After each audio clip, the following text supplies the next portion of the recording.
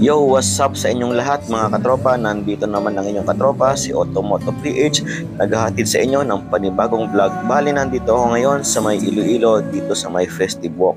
Bali, ngayon ay launching ng Mitsubishi Triton 2024 at tayo ay naimbentahan dito na mag-test drive at sumilip ng kanilang unit. Nandito nga pala nakadisplay yung mga Montero, Triton, GLX at saka yung Athlete nila. Kapag mag-register ka nga pala dito sa test drive nila, ay magbibigay sila ng 3 coupon. Ito ay yung coupon ng Zagu na shake, tapos meron din siyang 1 hour na inflatable na playtime para kung may dala kang bata. Ayan.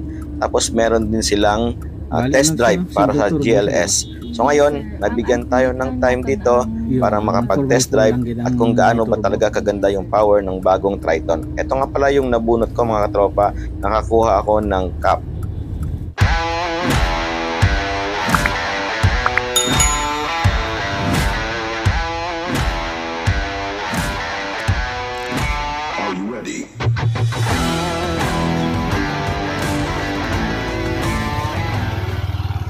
So ayun mga katropa, bale test drive tayo ng Mitsubishi Triton, yung former Strada yung pangalan, no. Bale ito ay GLS 4x2 automatic. Magkano nga yung presyo nito, ma'am? 1.4 million yung presyo. So bale nasa mid-range yung variant. After nito yung Athlete na. So okay na siya yung interior, parang top of the line na yung itsura niya, tapos marami siyang leather touches, tapos single turbo nga lang siya pero malakas naman yung horsepower kasi meron itong 183 horsepower, tapos 430 newton meter of torque, kaya hindi rin kayo mabibitin sa sa overtake. Pagkatapos ay nag-alarm pala yung seatbelt. Ayun, isang safety feature din ng bagong Triton pala. Yung seatbelt, pag hindi naka-buckle sa may passenger, nag-a-alarm siya. Hindi siya nagbi-blink, iba yung tunog niya. Kala ko yung cellphone Kala ko cellphone yung tumutunog, yung pala seatbelt. Tapos na-notice ko dito sa may loob, kahimik yung makina. Tapos siyempre hindi pa natin nasusubukan sa sa yung suspension niya kasi puro semento. Tapos yung kanyang yung makina nito 4N16 na. Bale hindi na siya yung 4N15 na lumang model. Kaya all new Triton talaga yung bagong unit na to. Tapos sinunod siya sa international name na Triton kasi yung Strada, Philippines lang yung gumagamit ng word na Strada. So bale ginawa ng Triton para international name talaga siya. Bale lahat kasi ng bansa Triton yung tawag nila sa Strada natin. Tapos kaya pag bumibili tayo ng accessories, Triton yung nakalagay imbes na Strada dito sa atin, Triton. Kaya siguro binago ng Mitsubishi na gawin na lang Triton yung pangalan ng Strada. So para parehas sa ibang bansa. Ayun. Bale dito tayo ngayon sa may Iloilo, sa may Festive Walk. Festive Walk Iloilo, merong event. Buti na lang may test drive na event dito, yung Triton yung bago, kaya mamaya susubukan ko mag-drive. Si kuya muna yung natin para susubukan, para kasi kabisado niya yung yung daan yun. Mamaya na ako magpapalit ng drive kung saan yung medyo walang traffic. 1,400,000 1.4, nasa 1.4, naka GLS ka na. So bale mid-range, okay na okay siya mga tropa. GPS pa. May GPS na siya. Tapos may sensor to, sir. Lahat ito ng sensor. Bale mga katropa, ito yung pinaka-monitor ng Strada, no? ST Triton pala.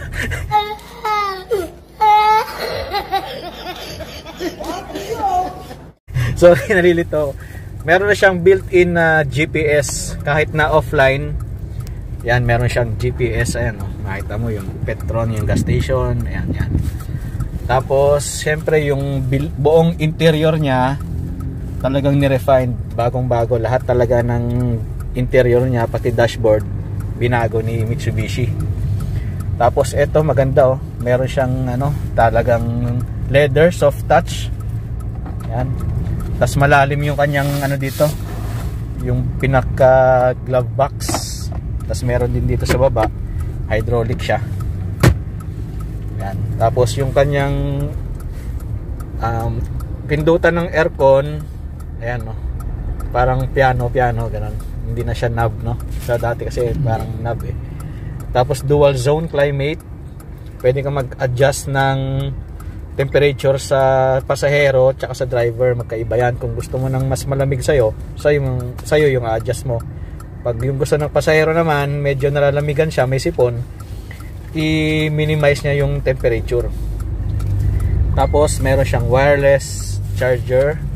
Yan, automatic. Tapos button to sir. Oo, push to start. Meron siyang keyless entry, meron siyang USB Type-C charging port, tapos meron siyang ano dito, yung 12 volt na socket. Ayan. Mag-charge ka ng cellphone, pwede dyan, tsaka mga dashcam. Ang kagandahan din ito, yung kanyang monitor, nagustuhan ko kasi floating monitor siya, parang nakalutang siya, di ba? Hindi siya built-in dito. Tapos kahit na naka mid-range variant GLS, may leather dito. Tapos dito rin naka leather, yung kanyang armrest dito sa pintuan naka leather din. Tapos parang carbon yung design ng kanyang ano dito, armrest. Tapos dito piano black. Ayan. Yung kinaiba nga lang dito, yung Athlete meron siyang cup holder. Ito wala. Ayan. Sana nilagyan no. Importante pa naman sana yun. Pag magbabiyahe ka, mas ano, lumalamig yung ano soft drinks mo or mineral water mo pag mayroong cup holder eh. Yan. Tapos ito yung kanyang panel bago na rin. Yan, yung kanyang speedometer. 9 inches yung monitor nito. Yung infotainment system niya, merong Android no, tsaka Apple CarPlay. Ayun, meron kompleto na. Tapos merong screen mirroring. Ayan, meron screen mirroring. Kung ano yung phone mo, lalabas dito sa screen. Ayan. Tapos digital yung kanyang ano, aircon controls niya. Touchscreen mo nito eh. Touchscreen, tapos ito yung hazard. Tapos meron siyang ano, 'di ba? Meron cruise control nasa 1.4 na variant, may cruise control. Even yung GLX, nakita ko kanina pag-review ko, may cruise control na rin. Nasa 1.3 million yung presyo ng GLX. Dito merong ano, shades holder. Yan, merong sunglass holder dyan. Yan o. So ayan mga katropa, napansin ko sa ano, sa torque nya, medyo may hatak talaga kumpara mo sa outgoing na model. Shout out nga pala kay Ma'am Marlene Domingo. Siya yung sales consultant, no? Yes, sir. Yan, sales consultant sa may Mitsubishi Motors Iloilo. Yan. Kapag gusto niyo kumuha ng unit, yan, kontakin nyo lang siya. Tapos i-flash ko na lang sa screen yung kanyang ano, details ng kanyang Facebook page tsaka yung kanyang calling card. Yan. Thank you kay ma'am. At sinamahan niya tayo sa test drive ngayong araw na to. Tapos syempre kay Kuya Jebon sir. Jebon. Ayan, siya muna yung magdadrive. Mamaya na ako kasi marami pang sasakyan, hindi natin mapi-feed yung power kapag traffic. So bale mga katropa, bale merong 3 airbag itong GLS. Merong ano sa may knee airbag sa tuhod sa driver, tapos dito sa may passenger. Bale total of 3 airbags GLS na Triton. Sa may top of the line yung Triton Athlete 7 airbag. Kaya pasado siya sa NCAP safety rating. Ayan. Pero sana mag-ingat pa rin tayo sa pagdadrive para hindi tayo ma-aksidente, di ba? So ayun mga katropa, mag-test drive tayo. Mamaya susubukan natin yung acceleration niya, yung 0 to 100, kung ilang seconds i-record natin. para may idea kayo kung ano yung power nitong single turbo na ano, Triton. Ayun, oh, talagang ramdam mo. Kaya dito tayo mag-start. So bali mga katropa, dito tayo mag-start ng 0 to 100.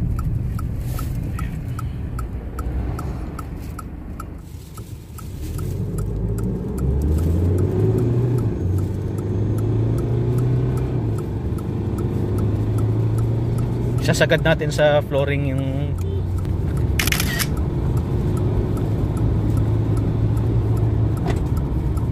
taglit ng 120 ah.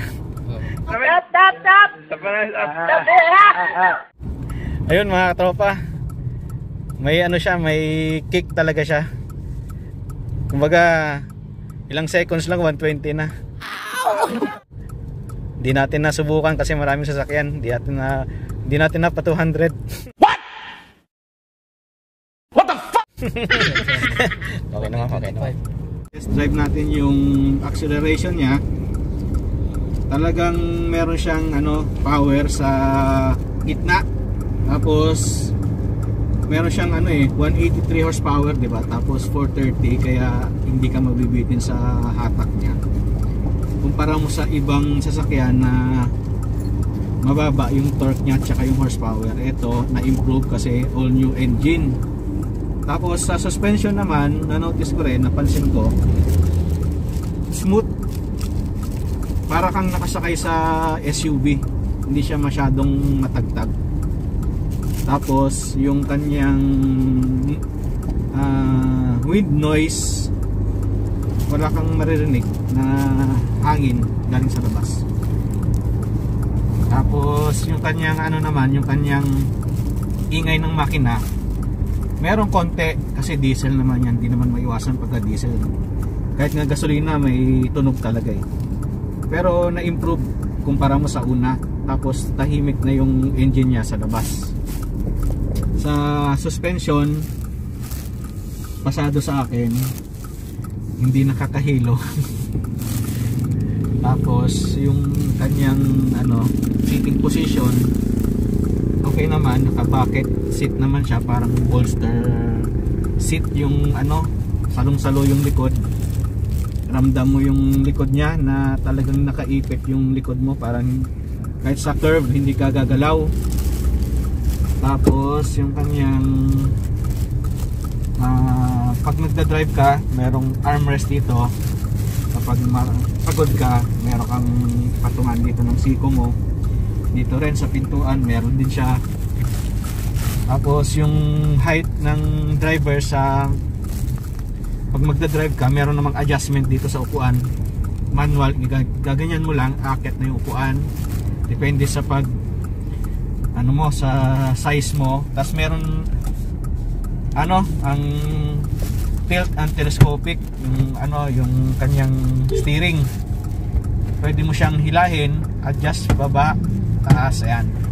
Depende sa prefer mo na ano, kung saan ka komportable, i-adjust mo lang yung steering mo. So okay din sa akin yon, kasi kapag maliit ka na driver, may adjustment ka, okay. Tapos yung suspension, normal sa pickup, okay din siya sa akin. Bali 4 kami dito, hindi siya ganun ka tagtag. Hindi naman kasi SUV talaga. Pagka pickup talaga, design kasi sa kargahan na yan, kaya kailangan medyo matigas talaga. Pero okay din sa akin. Yun. Tapos yung pinaka meter panel niya dito, yung pinaka speedometer, yung gauge niya, clear na clear. Tapos malaki yung kanyang ano dito, TFT display dito sa harapan sa may driver. Yan, kitang-kita mo, visible talaga kahit na ano, kahit na maaraw. Merong relo, outside temperature, ayan, kompleto. Bale yung fuel consumption nito, mga tropa, i-flash ko na lang sa screen. Yan. Kasi hindi natin na actual test drive talaga yung unit na malayuan, kaya hindi natin malaman yung consumption niya. Tapos syempre ang ganda oh. Nasa gitna talaga yung ano niya, yung monitor nakaharap talaga dito, hindi nakatagilid. So kitang-kita pati yung pasahero, makikita niya yung screen. Tapos merong ayan oh, volume, tapos meron din mga ano dito, mga pindutan dito. May chrome. Okay na okay. Floating monitor yung design niya. Ganyan kasi sa mga modern na lumalabas ng mga sasakyan ngayon, naka floating monitor na siya.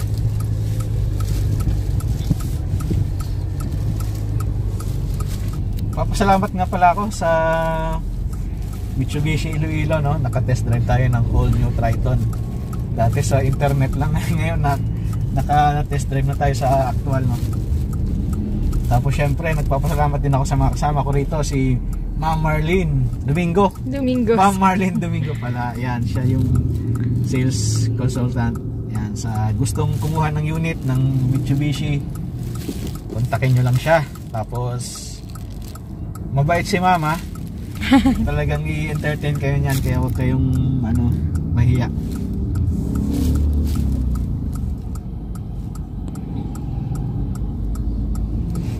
Ganda ng strada nyo. Lowered ang binigyan tayo. Yung mga uso sa Thailand, ina-adapt na sa Philippines.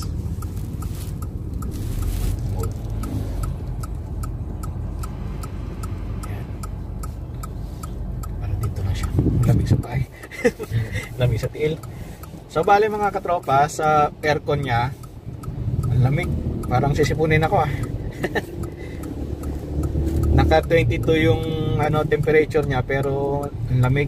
Ang ganda yung ano niya, yung buga. Okay na okay siya. Tapos ang ganda ng steering niya, yung design. 3 stem siya mga katropa. Tatlo yung stem niya. Tapos syempre naka cruise control na rin siya, no. Tapos audio control dito. Tapos meron siyang scroll dito ng menu niya. Mag-scroll ka dito pag magse-set ka ng menu. Tapos yung dashboard, nagustuhan ko sa dashboard niya. Talagang ibang-iba kaysa sa luma. Hopefully sa susunod na test drive, yung 4x4 naman. Ayan, pag may chance tayo na makapag-test drive, para mako-compare ko yung power ng biturbo sa may single turbo. Yan yung inaabangan ko. Kasi ito parang satisfied ka na sa single turbo eh. What's more, 'di ba? Kung biturbo, 'di ba? 204 'yon horsepower, tsaka 470 yung torque niya. Ayun mga katropa, idadagdag ko pa, no. Yung suspension niya ano, swabe. Tapos parang siksik, parang sobrang higpit na hindi maalog. Kumbaga kahit mag 5 years or more pa yung sasakyan na to, hindi siya kalampagin. Tahimik, kahit idaan mo sa lubak-lubak, hindi siya maingay. Wala kang marinig na ingay sa loob, parang goma lang yung marinig mo, yung gulong lang. Wala kang marinig na kalampag. Hindi natin masabi kasi bago, pero parang mahigpit talaga yung ano niya eh, parang siksik talaga yung suspension niya eh. Kahit na in a long time hindi iingay yung pang-ilalim nyo, yung mga chassis. Yun yung napansin ko dito sa Strada na bago. Tapos yung steering pa nga pala niya, hindi pa siya naka-electronic power steering, hydraulic pa rin siya, rack and pinion pa rin siya, pero hindi naman ganun katigas.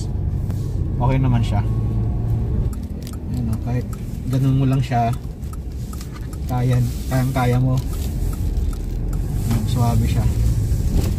Kahit hindi naman siya electronic, okay din naman yung power steering niya. Hindi naman siya ganun katigas.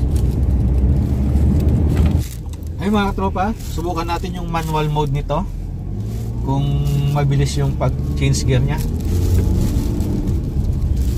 Medyo may ano siya, which is normal kasi same sa may D-Max tsaka sa Ranger, ganun din.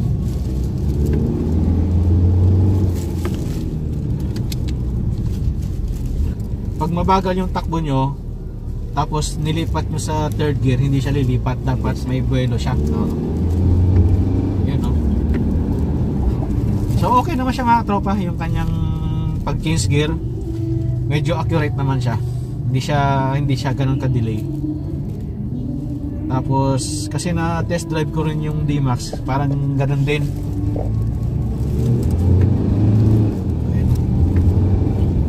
So ayun mga katropa, hanggang dito na lang yung vlog. Syempre like and comment and subscribe ninyo yung aking channel. Tapos thank you sa mga kasama ko rito. Don't forget to subscribe. Sa mga hindi pa nakasubscribe, paki-subscribe na ninyo mga katropa, kasi marami pa akong video na ibibigay sa inyo para may mga idea kayo sa may sasakyan. At don't forget to on notification bell para updated kayo sa mga videos ko. Maraming salamat. Enjoy and God bless sa inyong lahat. A few moments later. Ayun mga katropa, dito sa may Triton Festival, no, meron Zagu, free na Zagu, kaya i-claim natin. Boss, Ano flavor ka naman? Gano chocolate? pila ka, ilang flavor ba available? Dalawa lang sir, pandan. Pandan, ano lang, chocolate flavor. Ayun mga katropa, i-claim natin yung free na Zagu. Yan. Alright. At eto na nga mga katropa, na-claim na natin, no. Chocolate flavor yung pinili ko. Pandan and chocolate flavor lang kasi yung available, talaga na free nila. So, eto na. Thank you Mitsubishi sa free Zagu. Alright.